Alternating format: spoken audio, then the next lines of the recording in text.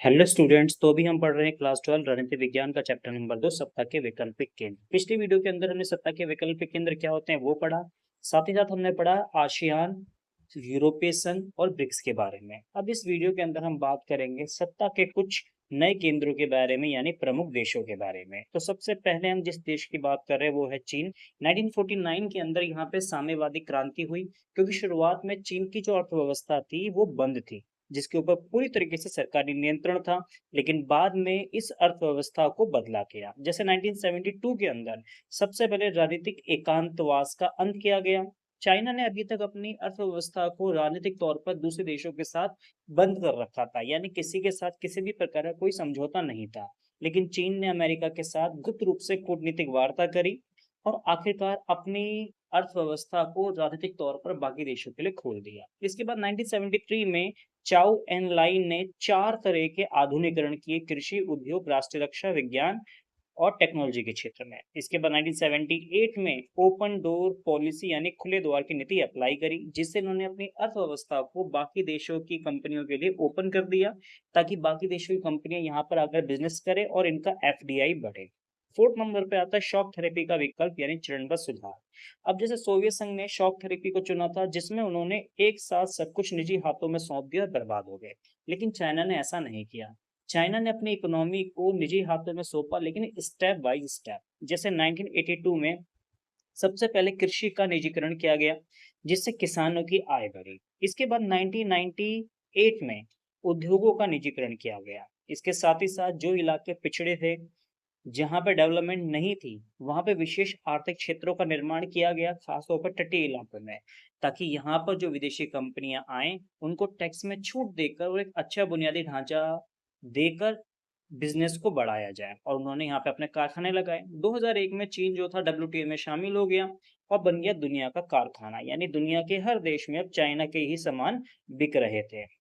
अब हम बात करते हैं दूसरे देश के बारे में, जिसका नाम है भारत, यानी हमारा भारत महान। तो जैसा आप जानते हैं, 1947 में भारत जो था अंग्रेजों की कैद से आज़ाद हुआ। उसके बाद से भारत ने लगातार प्रोग्रेस की और आज के समय में भारत एक उभरती हुई बहुआयामी शक्ति है। आज ये सिर्फ एक क्षेत्र शक्ति नहीं रह गया है, बल्कि एक आर्थिक शक्ति बन चुका है, जो वैश्विक स्तर पर निर्णय लेने वाली शक्तियों में शामिल है। अब इसके आर्थिक कारण क्या-क्या हैं, जिसकी वजह से भारत को एक उभरती आयामी शक्ति कहते हैं। सबसे पहले भारत की जो जीडीपी की विकास दर है दुनिया में सबसे तेज है। भारत का लक्ष्य है $5 ट्रिलियन की अर्थव्यवस्था बनने का। साथ ही साथ इसकी घरेलू बाजार क्षमता बहुत विशाल है। 1991 में जब एलपीजी के सुधार किए गए थे, यानी उदारीकरण, निजीकरण, वैश्वीकरण, उसके बाद भारत की अर्थव्यवस्था ने गति पकड़ी और आज के समय में भारत दुनिया की सबसे तेजी से बढ़ती हुई अर्थव्यवस्थाओं में से एक है। दूसरा, जैसा आप जानते हैं, भारत जनसंख्या के मामले में दूसरे नंबर पे है। इस जनसंख्या का हमको काफी हद तक लाभ हुआ है, क्योंकि हमारे देश में युवाओं की संख्या काफी ज्यादा है, जो हमारे देश को एक बेहतरीन कार्यबल और कुशल कार्य क्षमता प्रदान करते हैं। तीसरा पॉइंट आता है सैन्य और तकनीकी क्षमता। भारत एक घोषित परमाणु शक्ति संपन्न देश है। हमारा मेक इन इंडिया अभियान के तहत हमने अपने देश में रक्षा उद्योग लगाया है। साथ ही साथ अंतरिक्ष विज्ञान में भी हमारी उन्नत तकनीक है। आईटी और सॉफ्टवेयर के क्षेत्र में हमारे देश की प्रतिभाएं पूरी दुनिया में हैं।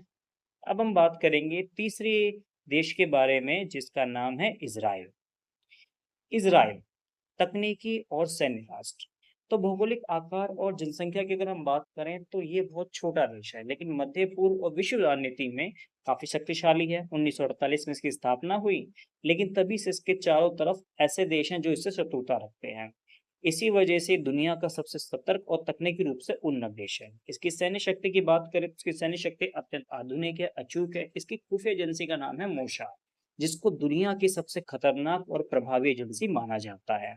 साथ ही साथ इसका Iron Dome missile defence system है, जो हवा से ही दुश्मनों के रॉकेट को नष्ट करने के लिए प्रसिद्ध है। यह हर नागरिक, चाहे वो पुरुष हो या महिलाएं, उन्हें सैन्य सेवाएं अनिवार्य है, यानी उन्हें सेना में अपनी सेवाएं देनी पड़ती हैं। नवाचार, यानी इजराइल को कहा जाता है स्टार्टअप नेशन। पानी की यहाँ पे काफी भारी कमी है, लेकिन इन्वेस्ट इसके बाद इसने डेवलप की ड्रिप इरिगेशन, यानी खारे पानी को पीने योग्य बनाने की तकनीक, जिससे ये पूरी दुनिया को पानी निर्यात करता है। इसके अलावा इसका जो रक्षा उद्योग है, डिजिटल सुरक्षा, कृषि तकनीक जैसे टपकन सिंचाई प्रणाली है जिसको हम ड्रिप इरिगेशन भी कहते हैं, और विज्ञान के क्षेत्र इसमें दुनिया का नेतृत्व कर रहा है। अब हम बात करते हैं अगले देश जिसका नाम है रूस यानी रशिया। तो जैसा आप जानते हैं कि रूस जो है सोवियत संघ के विघटन होने के बाद में काफी शक्तिशाली बना है। 1991 में जब सोवियत संघ का विघटन हुआ था उस समय रूस की अर्थव्यवस्था इतनी मजबूत नहीं थी, लेकिन बाद में जब व्लादिमीर पुतिन 21वीं सदी में इसके राष्ट्रपति बने तो उन्होंने लगातार ऐसे कार्य किए हैं जिससे उनकी लीडरशिप में रूस दोबारा महाशक्ति बनने का दर्जा हासिल कर पाया है। सोवियत संघ का जब विघटन हुआ तो उसके बाद रूस को ही सोवियत संघ का उत्तराधिकारी बनाया गया, यानी सोवियत संघ के जितने भी एग्रीमेंट थे, जितने भी अनुबंध थे, उसको पूरा करने की जिम्मेदारी रूस की थी। इसके अलावा रूस के पास संयुक्त राष्ट्र संघ के अंदर सोवियत संघ की सुरक्षा परिषद की स्थायी सदस्य और वीटो पावर भी है, जिसका इस्तेमाल करके वो किसी भी नियम को पारित होने से रोक सकता है। रूस के पास संसाधनों का काफी अच्छा खासा भंडार है। कच्चे तेल, प्राकृतिक गैस, मूल्यवान खनिज, ये दुनिया का सबसे बड़ा भंडार है जो इसे बनाता है ऊर्जा महाशक्ति। इसलिए जो यूरोपियन कंट्रियां हैं वो अपनी सर्दियों की हीटिंग और उद्योग के लिए रूसी गैस पर निर्भर है, जैसे नॉर्ड स्ट्रीम पाइपलाइन। रूस इस ऊर्जा का भंडार अपनी विदेश नीति के हथियार के रूप में करता है। सैन्य ताकत की बात करें तो रूस के पास दुनिया के अत्याधुनिक परमाणु हथियार मिसाइल S-400 हाइपरसोनिक मिसाइल का विशाल बेड़ा है, जो सैन्य शक्ति के मामले में इसे अमेरिका के बराबर ही खड़ा करता है। रूस आज भी अत्याधुनिक मिसाइल डिफेंस सिस्टम जैसे S-400, S-500 और सुखाई जैसे लड़ाकू विमानों का